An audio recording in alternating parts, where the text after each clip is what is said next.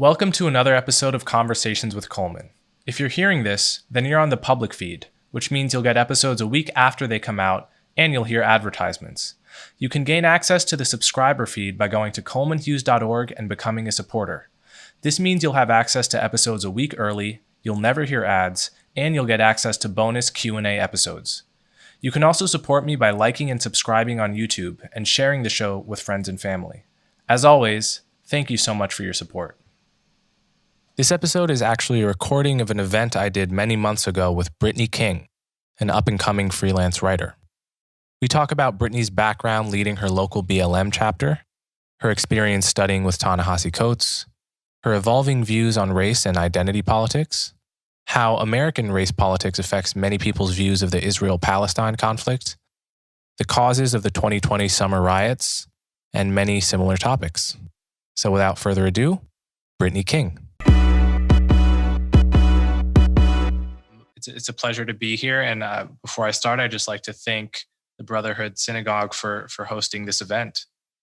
I'd like to start, Brittany, by talking about something we have in common, which is that we've both been on a journey from being at one point much more sympathetic to Black Lives Matter and identity politics than we are now. And I think that that transition is part of what unites us. However, I think we got there in different ways and through different life experiences. So I'd like to start with that. And so perhaps you can explain that journey for yourself and talk about how you got from where you were at one point to where you feel you are now. Mm-hmm. Also, thank you to the Brotherhood Synagogue for having us here, and thank you, Coleman, for this opportunity to talk to you. So I'll start with my background. In 2016, after the murders of Alton Sterling and Philando Castile, I organized a protest in City Hall building in Columbus, Indiana. And Columbus, Indiana is a very conservative, predominantly white Republican town. Vice President Mike Pence is actually from my city. And so BLMC, it started off spontaneously. I wasn't setting out to start a Black Lives Matter. But after I was packing up from the protests and I looked at my friend and I was like, I'm actually kind of sick of protesting, and I'm sick of the fact that I can reuse these posters again and again. And I want to do like some fundamental changes in our community.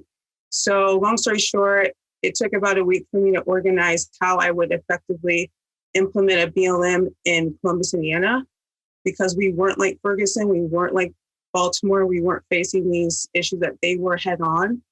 But I wanted to have an organization where we could hold dialogue about racial issues going on nationally and locally.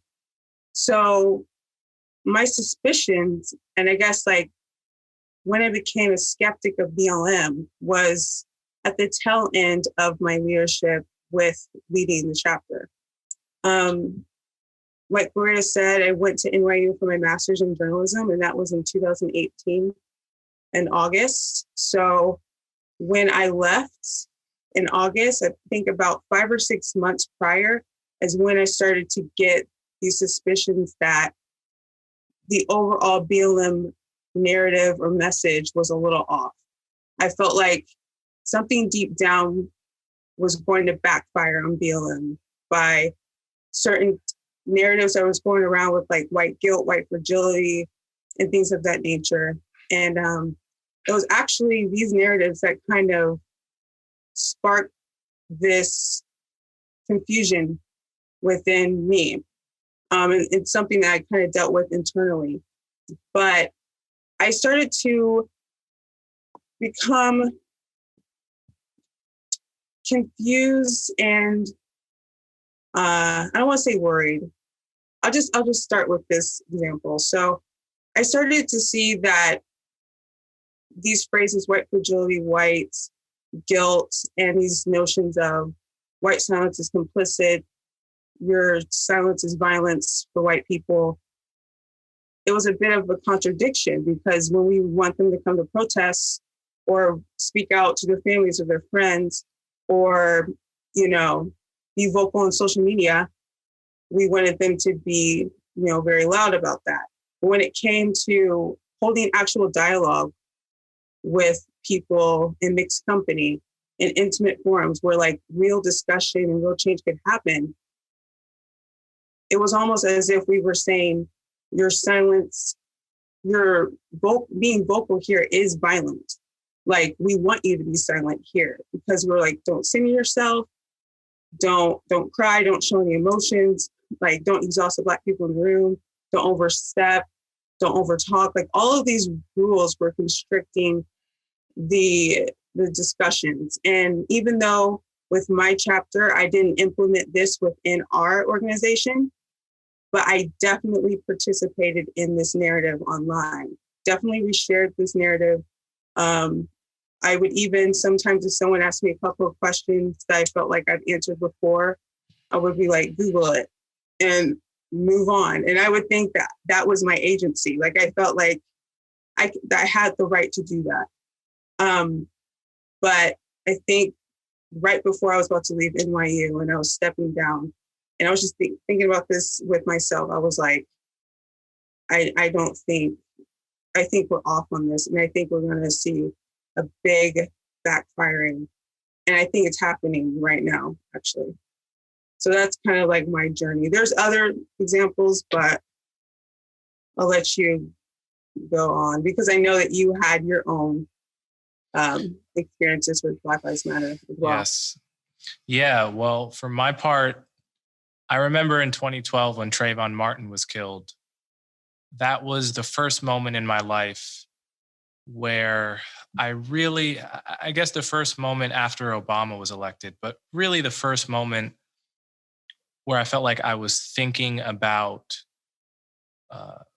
racism and its effect on the most important things in life in terms of your ability to stay alive. I had always taken for granted that racism existed in the form of occasional nuisances here and there.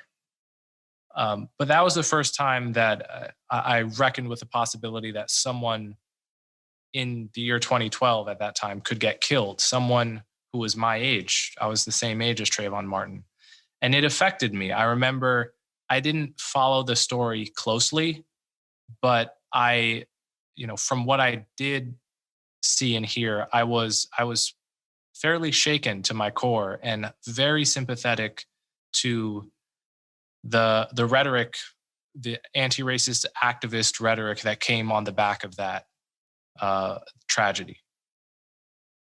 So for the next 2 years, I had a kind of default positive attitude towards Black Lives Matter. I felt at minimum, they're on the right side of this issue in the broadest sense.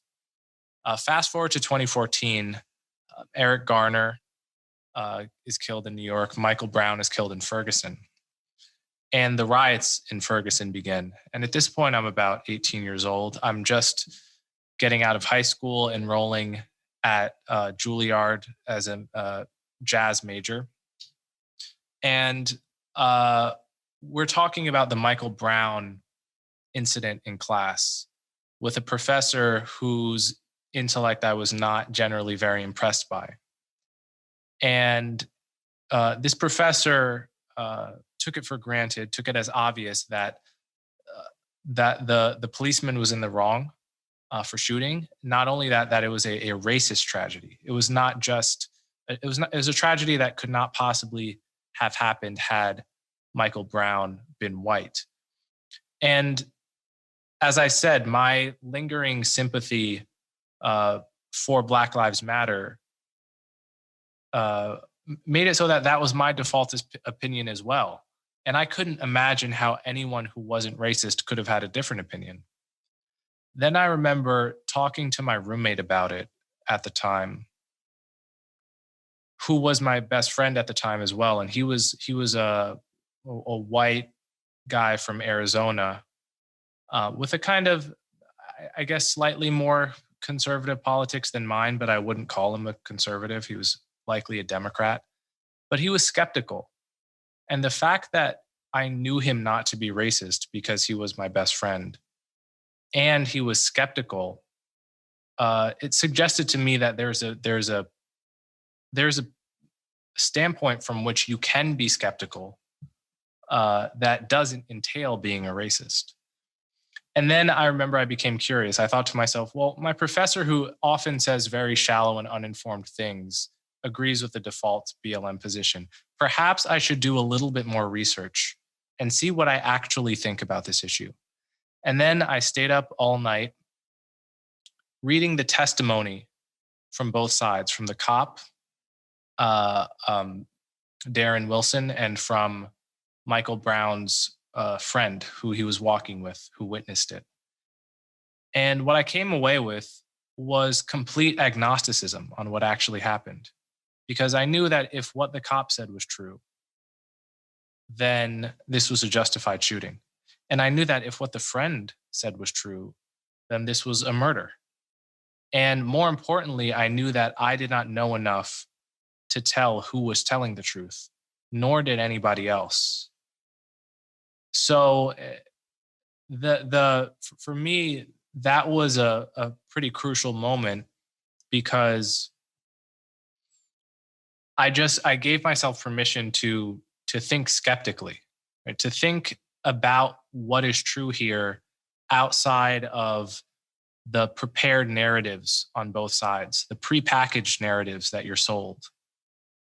And that kind of attitude is since that point, what I've tried to bring to overall the issues of race and racism.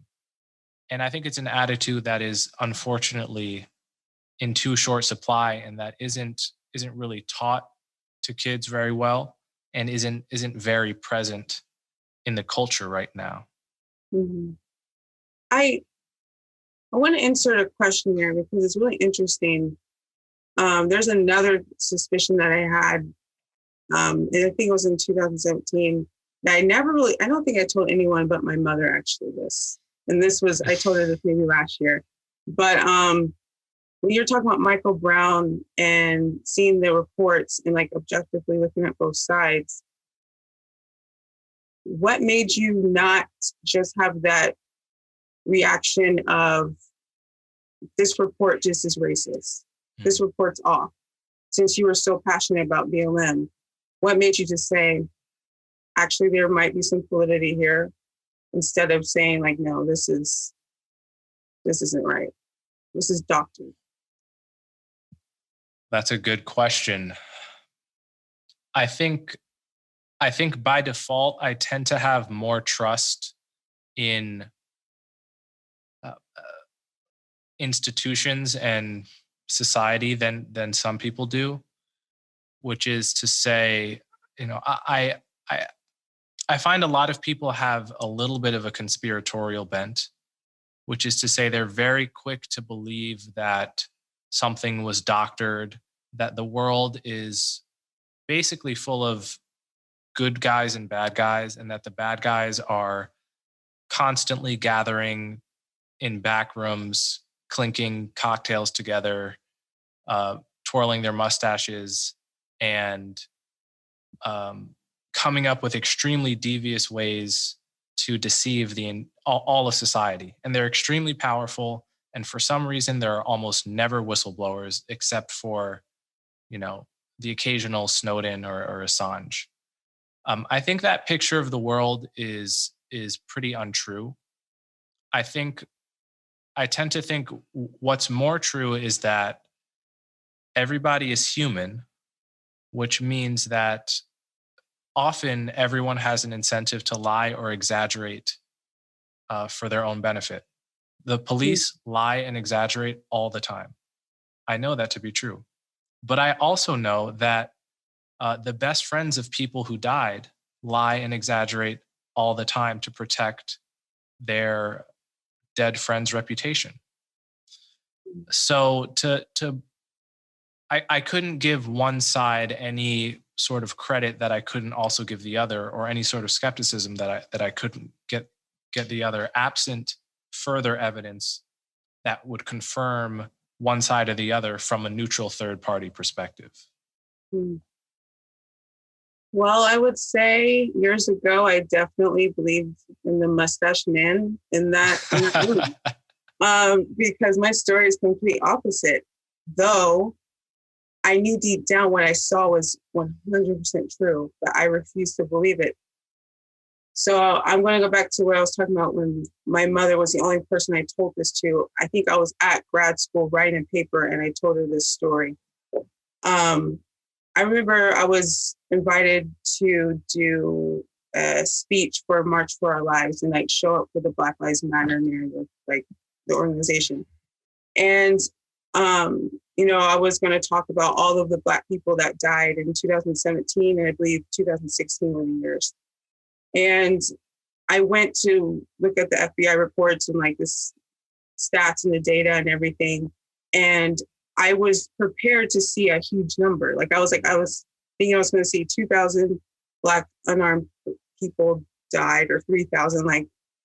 But when I saw 2-digit numbers, I was like, wait. And I was like, this is off. So it took me an hour to realize that the number I thought just didn't exist, and that I think 2017, it said 20 or something. I don't know the numbers, but those 2 digits. And I remember just taking that complete paragraph that I was about to say in this speech totally out of it, because that doesn't fit that narrative. If I say we're constantly dying, but then there's only 20 of us dying a year, I was like, am I off or is this racist? And then I went with the latter. I was like, okay, these reports are racist, they're off. But I started to really, really think about that. And I was like, why is it that Black people's death when we die by police, why is it so easily accessible on social media and news? Why is it we are pretty much the only race that it's pushed in people's faces? And then I started looking back in history with American slavery. And I remember this one document, I forgot what it was called, but they talked about how slave owners would have these methods of dependence for the slaves, and that when they would punish a slave, they never did it in isolation. They would always gather all the slaves around to watch the slave get beat, so that they would be infected with this insidious trauma of fear, and then fear by proxy by seeing the slave being beat. And not to say that is the same thing with the fear I was feeling, but with these videos so accessible everywhere, constantly, CNN on a loop, I couldn't even get away. Even if I didn't want to watch the video, I found myself seeing it. And I started to think it's almost as if the 40 million of us that are in this nation, the Black community, it's almost like we're being gathered around to watch these videos, to be induced with more fear of the cops, to be infected, to have this fear that to always fear for our lives every day. And that's just something I was internally dealing with, never said out loud, and never thought to say out loud, because if I did, I felt like I would completely invalidate Black Lives Matter and everyone that was involved. So it occurs to me, I was having a conversation with someone a few months ago, and they made a very good point criticizing the police. And the point they made was this: when police are being trained, often there's a practice, a custom of showing new police officers videos of cops getting killed. Lots of it. And there are plenty of videos of cops getting killed, making a routine traffic stop. Someone pulls out a pistol and just shoots the cop, instantly goes away. Obviously, a cop should understand that this is the type of thing that can happen. At the same time, you can see how feeding a newbie cop just videos of that for excessively can create an outsized fear of that happening to the cop, which can then make the cop a worse cop, a more paranoid cop. So it's possible for there to be something that legitimately happens in the world that is then blown out of such proportion so as to create an irrational and unhelpful fear in the person who's being indoctrinated in this way. And the point I made in response was that isn't that what we are doing as a nation to all Black people by selectively taking videos of Black Americans getting killed when there are just as many videos to find of white Americans getting killed in the identical circumstance, and only showing the nation the examples of Black people being killed. We're indoctrinating Black people in the same way that cops get indoctrinated, and this creates an outsized paranoia and fear of the cops, which then increases the tension between the police and Black people, which, there's already lots of tension there because of historical racism and whatnot. So in any event, I saw a parallel between these two types of dysfunction that seemed noteworthy to me. So do you think it's just simply paranoia on both sides that's the biggest enemy to both sides? Or do you think it's way more complicated than that?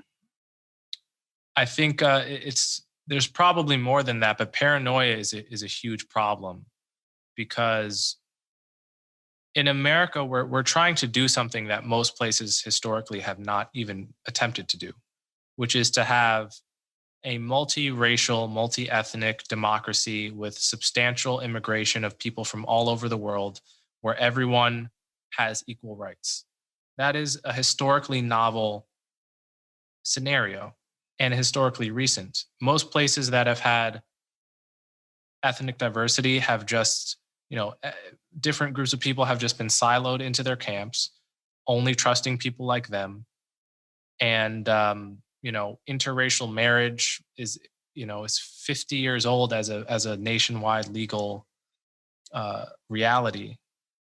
And in the context like that, stoking paranoia is a huge problem because there's already a natural amount of paranoia between different groups of people. And exaggerations about the harm, the faults of people on the other side. And so I think anything that ratchets up the amount of paranoia on one side and therefore the amount of defensiveness on the other side is horribly damaging to race relations in the long run. It's interesting that, with the scenario with the police and then with what I just said with how I think Black death is being normalized with how videos are being circulated, it's interesting how we both are seeing the same thing from different points of views, which is why, I wrote that piece, Free Black Thought, and why now I champion heterodox thinking. But one thing in our community is that we express that we're not a monolith, and we really, advocate for that. But then again, it's taboo to have an orthodox opinion like what we're expressing right now. So why do you think that is? Like, why do you think it's taboo to champion heterodox thinking in the Black community, especially when we say we're diverse in thought? It's a great question. The thing I always think of here is when President Obama said, there are as many ways to be Black as there are Black people. That's something I agree with. It's also something that, taken to its logical conclusion, means that Blackness doesn't mean anything, right? If there is similar to the quote by Dash from The Incredibles, that Pixar movie, when he said, if everyone is special, that means no one is special, right? So the boundaries of Blackness are defined by what can't be blackness. If there are no boundaries, then blackness doesn't actually mean anything. And that's very scary to people. At the same time, I don't know a single Black person who doesn't have at least one opinion or hobby that would be considered outside the realm of stereotypical Blackness. So there's this tension between, on the one hand, everyone being an individual, and there really being no one out there who is perfectly representative of all of the correct Black opinions and Black, personality tropes or whatever is imagined to define Blackness. Mm-hmm. And the fact that people want Blackness to mean something, they want it to mean something to be Black, and that's an important part of many people's identity, which means that some things have to be not Black.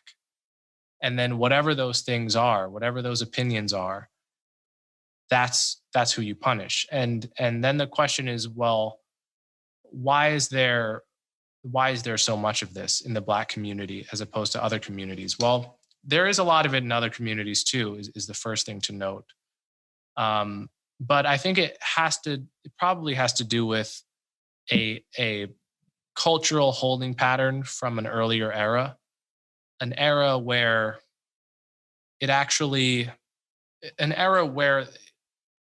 America was much more siloed into different races, and it actually made some sense to only trust your own and to punish traitors because your survival depended on it more.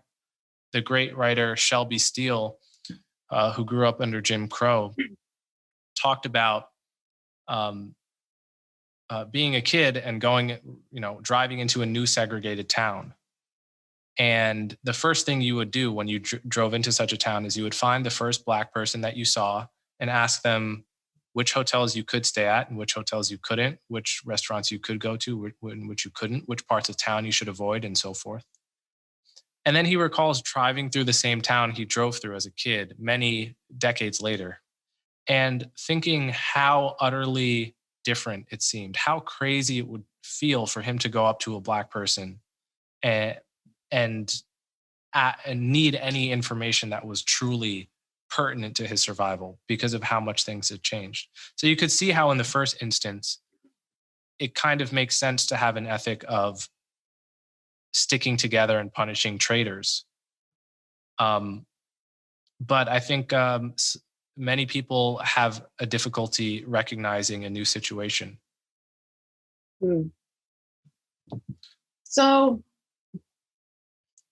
I think it involves a lot of things of why it's taboo, but I think it involves one major thing. So like this notion that tells us that we're fighting this Black mission together, and that if you individualize yourself from the belief of that, then you're excommunicating yourself in the place in the race.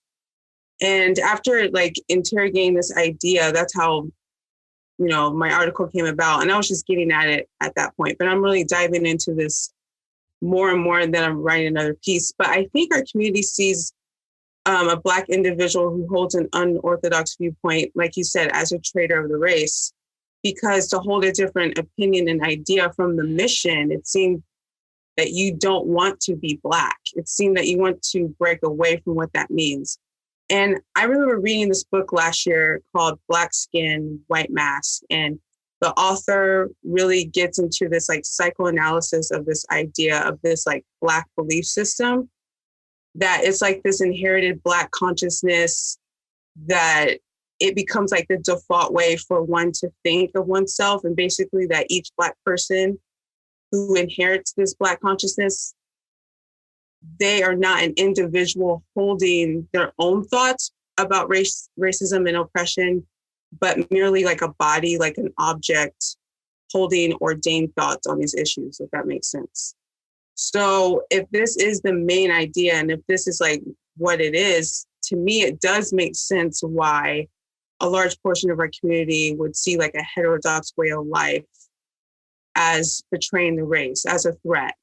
and that the people who do this need to be figuratively annihilated, like canceled into coon or Uncle Tom or anti-Black or even white because they're a hazard. But I mean, like we're saying, the real hazard, the real betrayal is the fact that we don't, the fact that we police Black people on how to think, and that Obama's right. There are 40 million different ways to be Black. There are 40 million different narratives, and there's not just one.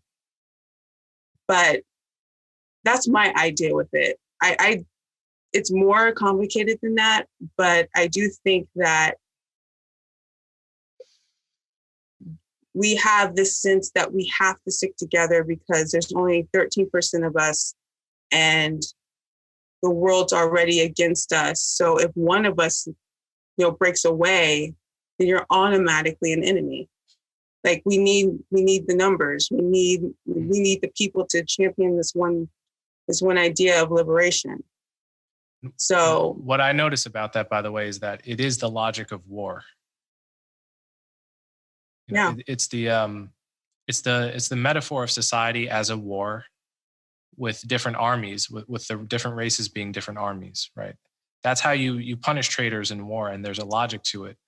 But I think of society, in different terms. I don't think the problems we're facing at this point are, a zero-sum struggle between races that are fundamentally vying for power, and that the way to win is therefore to band together and use intra-racial resources against the oppressor race. I think the problems are much more complicated than that. You look at Detroit and Atlanta, cities that have had a Black political class for decades now, yet face the same problems as cities with more diverse leadership, suggests that the problem is not merely a question of the skin color or racial loyalties of those who have power.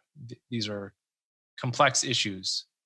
I guess this is a good time to sort of transition to your what you talked about in your article relating to your initial impression of my testimony against reparations and the event with your former teacher, Ta-Nehisi. Can you talk a little bit about what your views were on that testimony at the time and how they evolved? Yeah, I remember that day very clear. I would say, honestly, the first time I listened, or honestly, this is what happened. I was listening to Coates and I was watching you. I wasn't listening really to what you had to say because you were on the opposite side. So I found what you said wrong or controversial simply because you were stating opposing opinions against HR 40, against reparations. But as I started going through my own critical thinking, interrogation of my own identity after I graduated NYU, and I started reading like books like Black Skin, White Mask, and reading other people like Thomas Sowell and John McWhorter, and people I never thought I'd ever listen to, even Shelby Still being one. I started to realize like I don't have to holistically agree with everything they're saying, but what some of the stuff that they're saying makes complete sense. And actually, when I look in hindsight, the questions I had about BLM, they were answering in that year for me. But during that time, when I revisited that congressional hearing and I rewatched it multiple times, I realized that your statement was still controversial, but I found it truthful because you had statistics and logic to back up your point. And maybe I didn't 100% agree with you, but I heard you. And a couple of things that stuck out for me was when you said, you talked about this poll that 33% of Black people were against reparations because it would make them a victim without their consent. And then you said something like a money transfer would belittle American slavery. And so objectively, I was just like, well, he's not saying Black people don't deserve reparations. He's just saying from his research and his point of view and what he believes and sees, and maybe, his conclusion is that if we receive reparations, it might harm us. So in a way, you're championing the Black community in a different way than Coates. But really what compelled me to write that article was the simple fact is, and I put it in there, that I found Coates eloquently accurate and you controversially truthful. And I realized, like, when I was watching you, the binary of thought, like the two houses that I felt like was in the Black community, like the liberal house and the conservative house, I realized that was gone. I don't know if it's gone, but it was starting to deconstruct, because it wasn't as if I was like, well, Coleman's right and Coates, bye-bye. It was like, no, Coleman, I see what he's saying, and Coates, I'm seeing what he's saying, and both of them are offering up great point of views, and maybe somewhere in the middle is where we need to be, or one might be right over the other. But yeah, that's how my journey with seeing you at that hearing the first time, and then multiple times afterwards, I was happy that I revisited that congressional hearing, because that's when I saw a stark difference between how I was thinking before and how I was critically looking at things now. Yeah. I guess, the thing I noticed about your reaction there is there's a huge gap between how people react in the privacy of their own homes and how people react in social media and in public.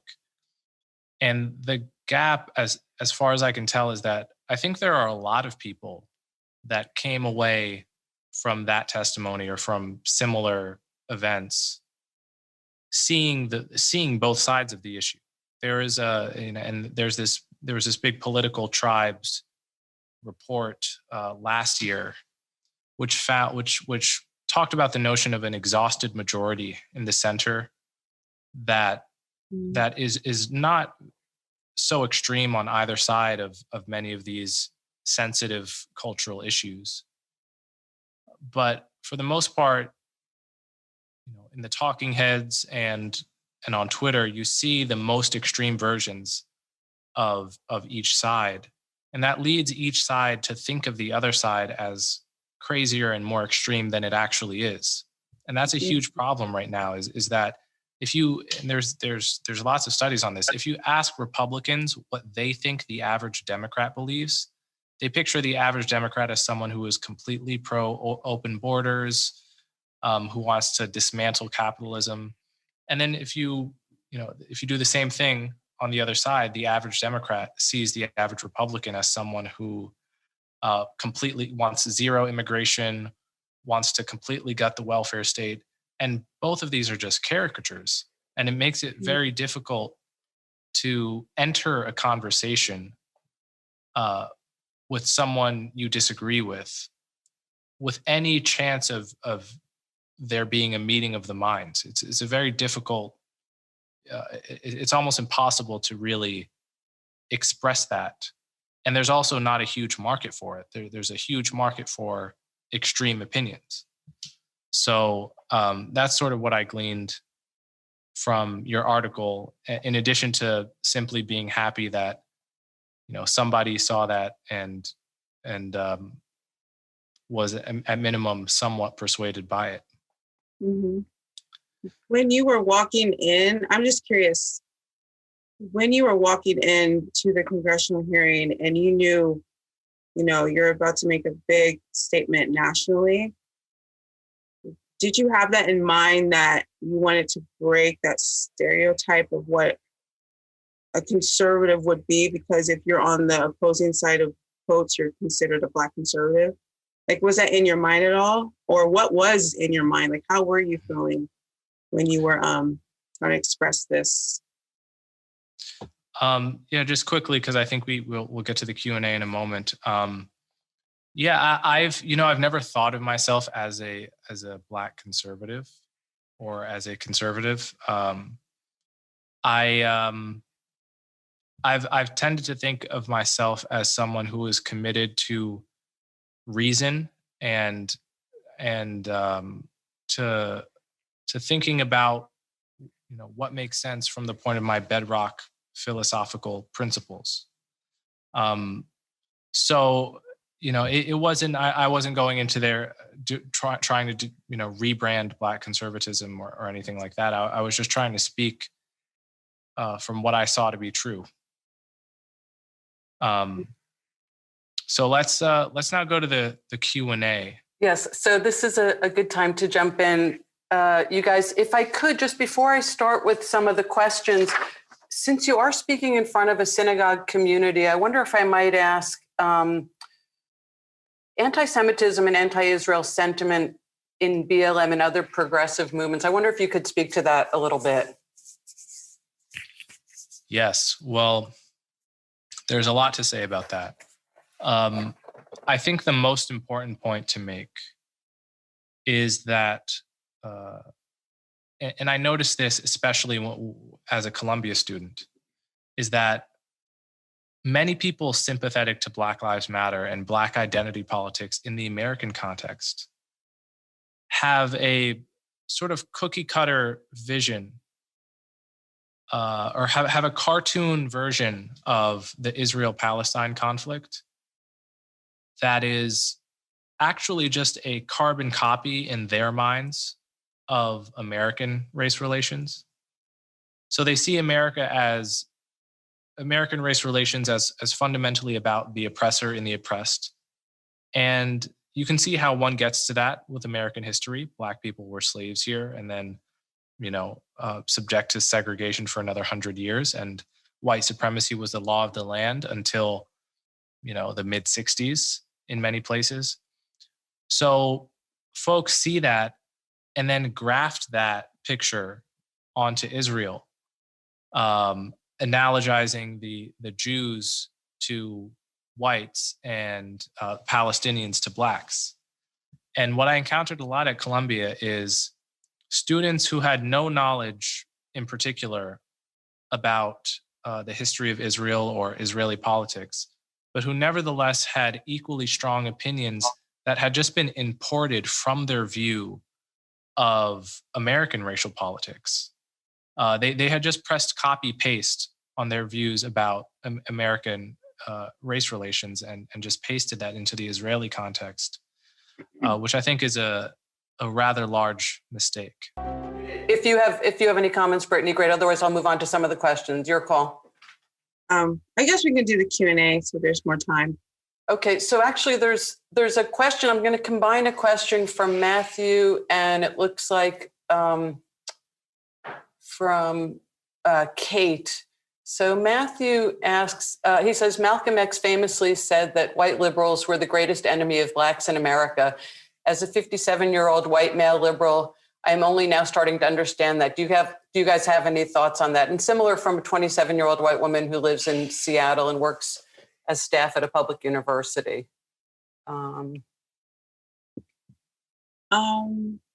Yeah, I know that quote well. And actually, I posted that quote recently, but I think what Malcolm X was getting at, and we're seeing it right now, especially with public figures like Robin DiAngelo heading this issue.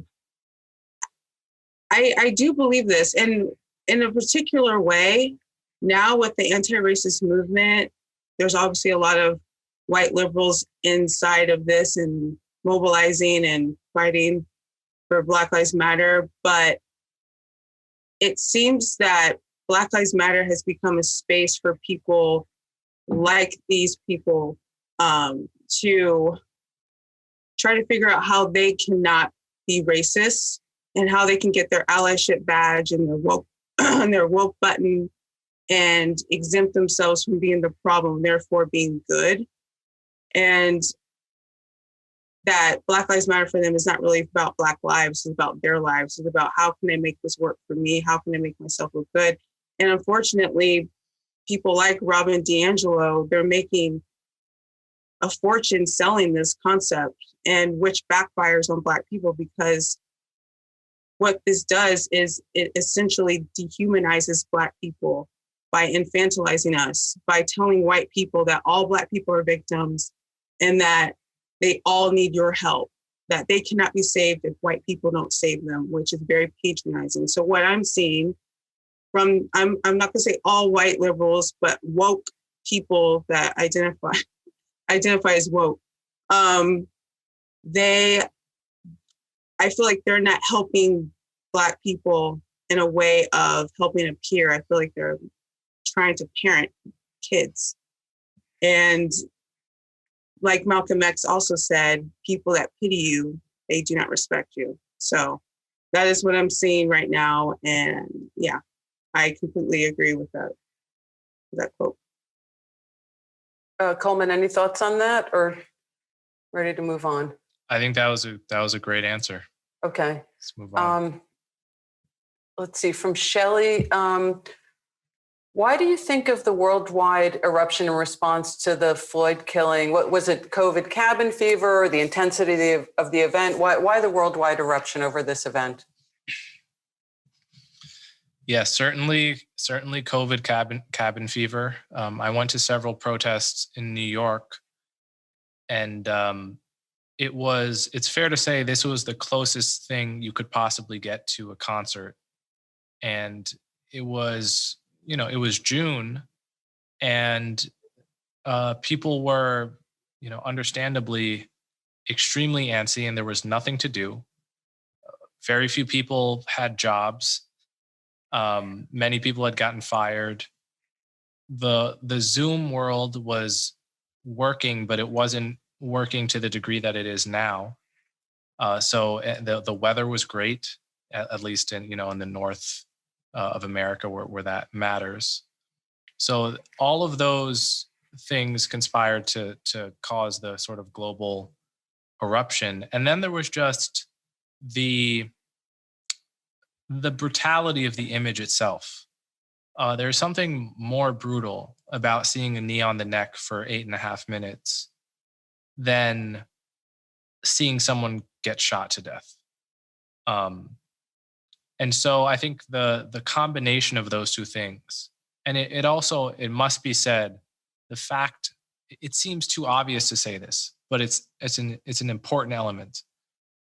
The fact that George Floyd was Black and Derek Chauvin was white. Had that not been the case, obviously there would not have been the protests. Again, it sounds so obvious, but there was a white man named Tony Timpa who was killed in 2016 or 2017 in Dallas in an almost identical fashion to George Floyd, with a knee on his upper back for something like 13 minutes. And the cops are laughing as they essentially kill this man. They're making jokes about him waking up for school. It's every bit as grotesque as the George Floyd video. And I actually recommend you don't watch it because it's so grotesque.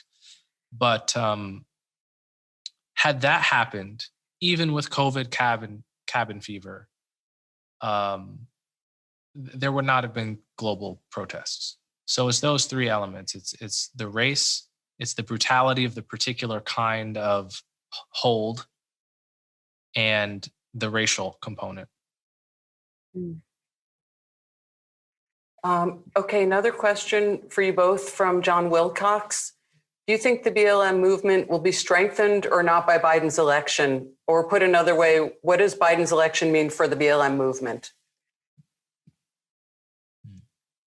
If you want to go first, Coleman. I suppose we will see, but my impression is that BLM got some energy from the presidency of Donald Trump, and that without him, there's no apparent sort of white male bogeyman that is as good as Trump as somebody for BLM to hate. And having the right enemy tends to be a good thing for the energy of a movement. That's not to say BLM will really recede in the absence of Trump, because it came up in the era of Obama. But I have to think that will do something to suck a little bit of the energy out of the room. Hmm. Yeah, I agree with that point. Also, I think with Black Lives Matter, it's complicated. I would say, I would take a wild guess and say that most of them voted for Biden, even if that wasn't their candidate. But I don't think that Black Lives Matter on a large scale trusts the Biden-Harris administration. I see a lot of people talking about, well, she's still a cop, talking about Harris, and talking about Biden isn't really down for what they want to do. And I would say Biden doesn't want to implement what they're striving for, which is like defund the police or abolish the police. So I don't see Biden's administration stopping BLM or anything like that, but definitely the momentum, I don't see it getting bigger because of this new president. Mm-hmm. Okay, thanks, guys. One from William. What William is asking is, how do you stay balanced and clear in your thinking? How do you ensure that you don't abandon one ideology over the other? How do you maintain sort of a balance in your ideologies? That's sort of your heterodoxy in thinking. I think my answer is kind of to the point. To be honest, and this is not going to turn into a Sunday sermon or anything like that, but I think that my faith in God actually has helped me a lot to see past people's identity politics and the party they're for or the race they're representing or what have you, how they're separating themselves in this nation. I really think because my faith helps me to see people with just they're human, to the point where certain circumstances can come up, and it's coming up more so now that I am having conversations with people that I don't think normally would have conversations with me, only because they realize like, oh, this is a Black Lives Matter former leader who is, going down this journey with heterodox thinking. She likes Ta-Nehisi Coates, she likes Coleman, Hughes, and Thomas Sowell. What's going on? Like, they're just interested in talking to me. And I realize that sometimes, well, a lot of the times in their comment section, I mean, there's a lot of people that will throw racial epithets at me or will say certain things. And I honestly don't get upset because I don't get mad too much as I would prior, just because I realize these people are saying this out of fear. They're saying it because of something else. Like, racism is the most cliche thing. It's like something behind that is actually why you have an issue with me, or that you want to tie yourself to white power or whatever. And so basically, long story short, so we get to Coleman, my faith helps me not to be biased with people. Yeah, well, I think it's definitely a struggle. I think you have to have a very self-critical personality type. I think you have to be constantly worried that you're wrong, which is, I think you have to be slightly neurotic in order for that to actually work to your benefit as, someone who is trying to overcome your own biases. And then beyond that, cultivating and maintaining friendships with people who routinely disagree with you is very difficult, but very important, because there are limits to how well you'll be able to adopt the other side's perspective as an exercise, right? That's an exercise every writer has to do. You have to imagine what someone who disagrees with you would say, but there are limits to how good you can be at that. You'll never actually be as good at disagreeing with yourself as a smart person and a motivated person who actually disagrees with you will. You'll never work as hard as they will to find the flaws in your own argument. So maintaining and having friendships with people who disagree with you is a big one. Okay. another question. Black voters, Black men in particular, voted in greater numbers for Trump in 2020 than they did in 2016. I wonder how each of you interpret that.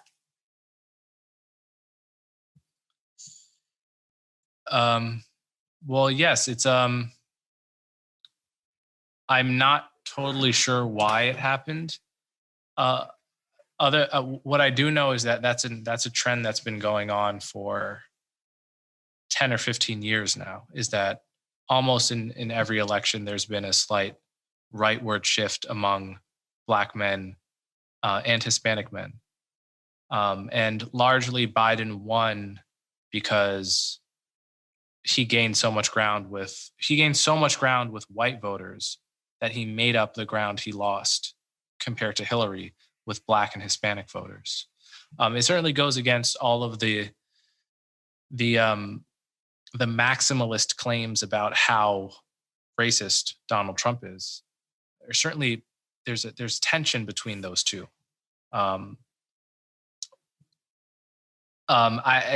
can't really explain the trend, but I think what I can say is that people should stop naively assuming that the opinions of Black people neatly reflect the opinions of the Black writers at the New York Times op-ed page. I mean, how many times does that have to be disproved before we stop making the assumption, right? When Gallup polls Black people and finds 80%, 81% either want the same police presence or more police presence, which means only 19% want less police, which is the official position of, the progressive Black intelligentsia that supposedly speaks on behalf of the Black community. How many times do these things need to happen before people wake up and realize that the positions of the people within the anti-racist activist silo bears very little relationship to the opinions of Black Americans as a whole? Mm-hmm. Yeah, I would just add on to that a little bit like what Coleman was saying before. I listen to so many different people, no matter what side they're on, conservative, whatever. I listen to so many different people. And I don't think I was really surprised that there was a spike of Black men voters for Trump because of the conversations I was hearing prior to the election. And it was just simply this: they were tired of feeling like victims by the left, or feeling like obligated to vote for a Democrat because they're Black, and that these men were more or less not playing into identity politics. Therefore, they felt like they were breaking away from the stereotype of who they should vote for, and they were going to vote for whoever they wanted, which was Trump. So that was a kind of the consistent narrative I was seeing prior to the election. So I wasn't really too surprised. Okay, guys, it's 8:00, but I actually just had this one thing for you, Coleman, from Michael Hood, Julian. Glenn Lowry and John McWhorter recently applauded you for making the Forbes 30 under 30 list. They speculated that your recognition may show a shift in the mainstream media to adopt more heterodox thinking. What do you make of this? And are you as optimistic as they are? I can't say that I am. I really hope they're right, but I haven't seen it yet. I really do hope they're right. That's funny, because I was actually going to ask you that being on that list, do you think there's some hope for heterodox thinking? So that's interesting. But congrats. Thank you. Yeah, congratulations. In a way, I'm probably the worst person to ask, because if there were a trend, I'm not even sure I would be in a position to notice it. Or maybe I'm the best person to ask. I really don't know, but it's certainly I'm very grateful for the accolade, and I certainly hope it signals what Glenn and John think it signals. Mm-hmm. All right, guys. Well, I think we're out of time. And I just want to thank you both for a tremendous conversation. It was really so thought-provoking for our entire community. And I wanted to thank Brotherhood again and the Racial Justice Committee for bringing this about. Also, thanks to our program director, Roberta Kahn, for being our Zoom coordinator, and special shout out to Bob Wolf for all your help.